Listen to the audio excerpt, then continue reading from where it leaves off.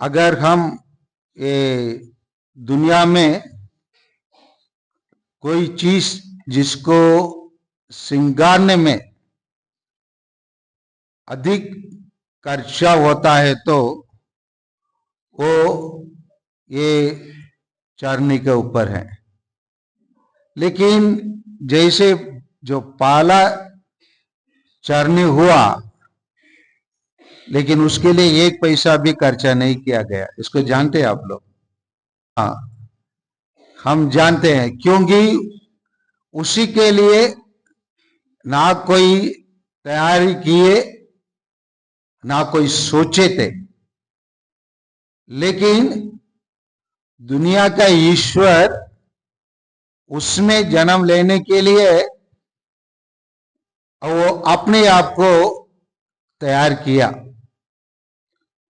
और दूसरा है, माता मरियम और संत जोसेफ जब बेथलेहम में अपने नाम को दाखिल करने के लिए जब उन लोग गए थे जनगणना के रूप में, वहां अपने मतलब जन्म स्थान पर जाके अपने आप को दाखिल करना है, उन लोग भी ये सोच के नहीं गए होंगे कि अचानक कि मतलब प्रसव के उसका समय आ जाएगा और उन लोग वहां इसी प्रकार अपने पुत्र को जन्म लेना है बोल के उन लोग भी सोचे नहीं थे।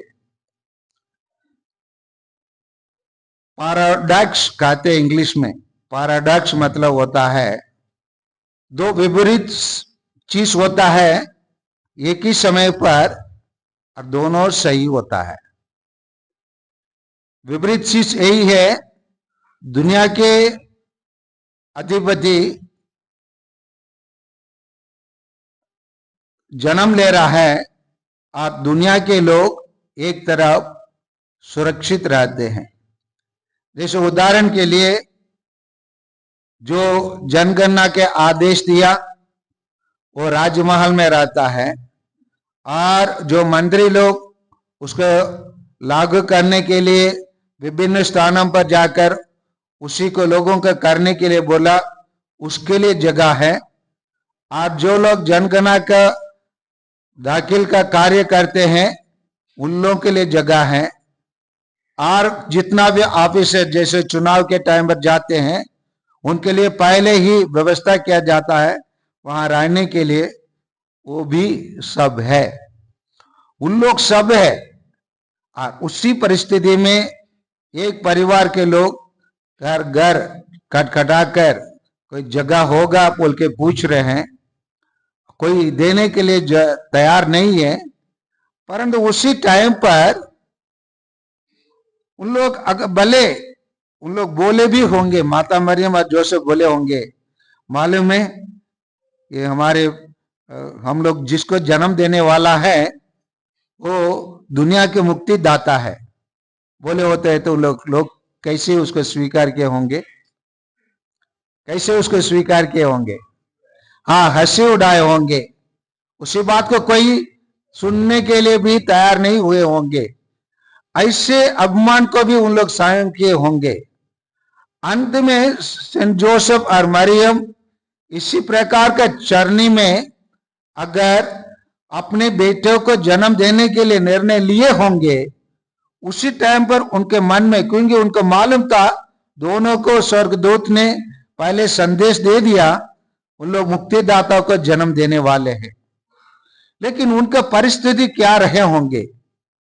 आज दुनिया में कोई एक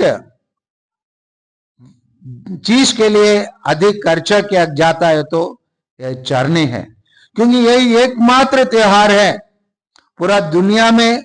आज के इस रात पर पूरा दुनिया में मनाया जाता है। इस रहस्य को समझना है।